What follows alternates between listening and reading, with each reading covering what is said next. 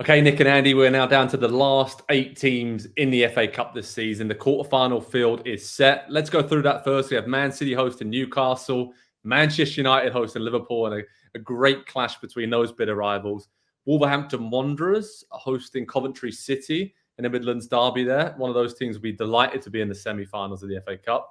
And then Chelsea hosting second-tier Leicester. Of course, Leicester beat Chelsea in the FA Cup final a few years ago, so maybe a chance for some revenge for the Blues. But Nick, takeaways from the quarterfinals. First up with you. I mean, any teams really standing out to you? Obviously, there's a few teams there, big boys going for trebles, quadruples, so there's that extra motivation. But some really tasty ties there. You have no idea how much it pains me to go here, but the Liverpool story is incredible. And you can see it in Jurgen Klopp's face. Like, I know he's going away, so he's emotional anyways, right? But Dan scores and Kuma scores and they shoot to him and he almost looks like, I can't believe this bleep. Like, I can't, this is storybook stuff. And Andy mentioned it in the pre-show meeting, so I don't want to take this as a point of my own, but there's a throwback here. And I don't want to romanticize this club as the only club who does it. But these people coming through from the academy, I mean, it's special. It's a special moment. And I am not the biggest Liverpool fan at all, but in this moment, I cannot help but just, you feel good. It's a feel-good story. And if it was your club, I can only imagine. You're a Liverpool fan right now watching this last 2 games with Salah, Nunez, Trent Alexander-Arnold, Szoboszlai. You can go 5 down and be hitting players who are among the best in the world at their position, and they're winning. And I know Saints are second tier, but they're a good second tier team. And Kumas was playing his first senior game. It's just nuts. Yeah, it's like destiny, right, with Liverpool at the moment. So I'd almost make them the favourites to win this alongside Man City, just purely because of that factor. And I think if they can get through this quarterfinal against United, which is away from home, and United still have injury problems, but not as big and as severe as Liverpool, with the fixture congestion as well, with Europe and all the rest of it. Yeah, Andy, I'd probably say City and Liverpool the favourites. That's kind of an easy and a cop-out from me. But who do you make favourites, mate? And what do you make of this draw? Because Nick said it there. It's almost these storylines, destiny, or City going for the double treble, or United going to rescue their season, perhaps, or Newcastle, again, another team that probably could really do with winning the trophy for Eddie Howe, given the trajectory of that club. So many great storylines. Yeah, there are, and it is difficult to look past the Liverpool one because it's at the forefront of everybody's minds, because we just had the League Cup final, because it was the first trophy of the season. Liverpool have already ticked that off, and the fact, I mean, we saw a treble last season, and think about how incredible that was of an achievement, and just something to witness in this present day, how enamored and in awe we were of what Manchester City did last season. Imagine if Liverpool go a season later and do 4. I mean, that would be absolutely incredible to see them match Manchester City in that way, and then to obviously send Klopp out with that kind of a finish to his time at Liverpool. They would be favorites for me if it wasn't for the injuries that they've got going on right now. And I know that they'll get some of those guys back, and Salah and Nunez are pretty short term and should be back soon. But what we forget, I think, when mass injuries happen to a squad is the strain that it puts on the rest of the team during that period.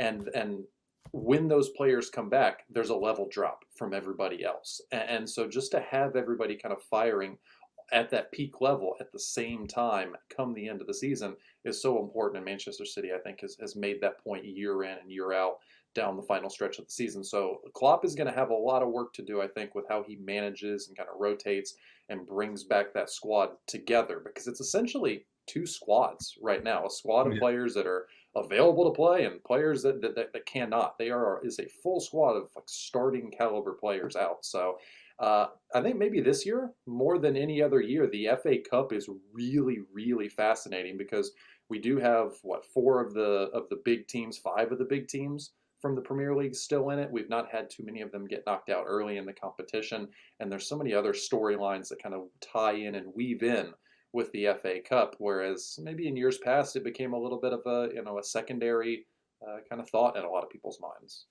Yeah, you're right. And I think on that theme, we talked a lot about Liverpool there, but Manchester United, Nick, how big would it be for them to beat Liverpool at home in a quarterfinal? Feel good factor. They've got the top four push that, it's still very, very important for them.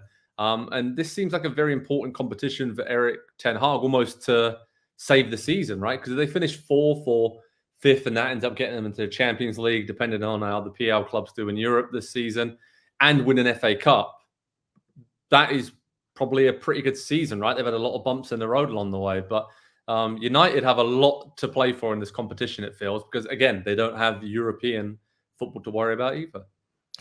It's a strange one. It's a strange when you look at them and you think every week, I don't know if I just saw a good team or a team that gritted its teeth and found a way to 3 points. The Fulham loss recently was a lot like some of their wins, honestly. Yeah. And I just think it's such a strange one.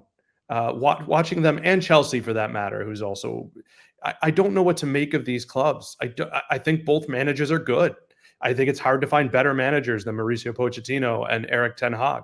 I think they're both honestly very good.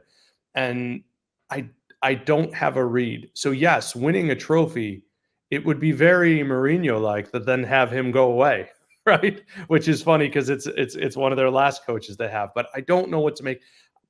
I wonder if their results can mask over their performances. If I'm Sir Jim Ratcliffe and Man United win the FA Cup, but I look back and say, XG, they lost every game and they didn't deserve to win the final. Could you still see a guy lose his job? Or are they acknowledging what the tone and tenor of the talent is at the club? I don't know where you guys sit there, but I'm done getting a read on them. There's nothing to read. It's a weird book. Yeah, you're right. I think the fact that you said that there, it's probably performance over results, I think, for Eric Ten Hag between now and it sounds crazy. Like they need to get in the Champions League. It'd be great to win the FA Cup. But I think that Ineos and what they're doing and performance, the analysis, they need to see that they're trending performance-wise, these players and Ten Hag, in the right direction in order to get more funds and still be there past the end of this season. So that's why I think it's so important for United, not only to play well, but also obviously the history of the club is winning trophies. We all know that.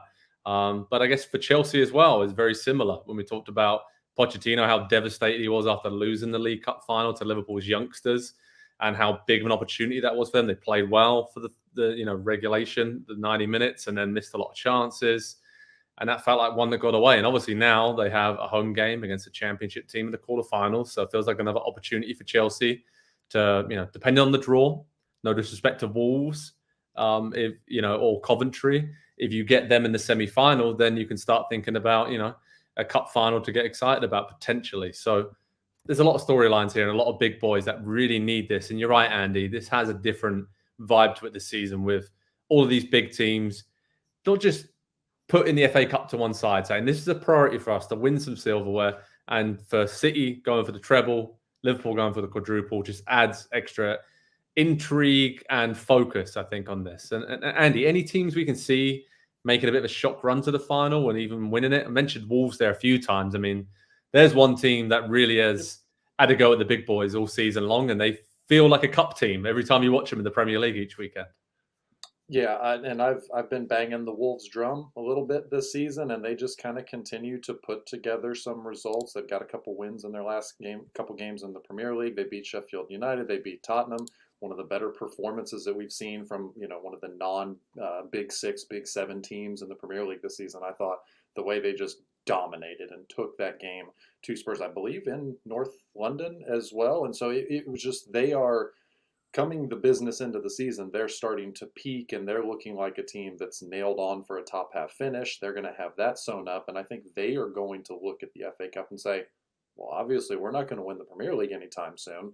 This is our best chance maybe for 5 years, 10 years, who knows how long, to go out and win a trophy and have one of those famous days in the club's history. And so I think we could really see them go all, and I don't mean in terms of, maybe throw a couple games in the Premier League, but really focus and prioritize their weekly schedule and how they set the team up and what they're preparing for on the FA Cup in a way that, again, especially teams in mid-table, especially teams in the bottom half of the Premier League, have not done in years past. And the FA Cup kind of, it was a secondary thought for a while. And to see that it now means so much to almost every club that's still in it. Every club in it, you could say there's a real motivation, there's a real impetus for them to go all in to try to win this year's FA Cup, and that's exciting.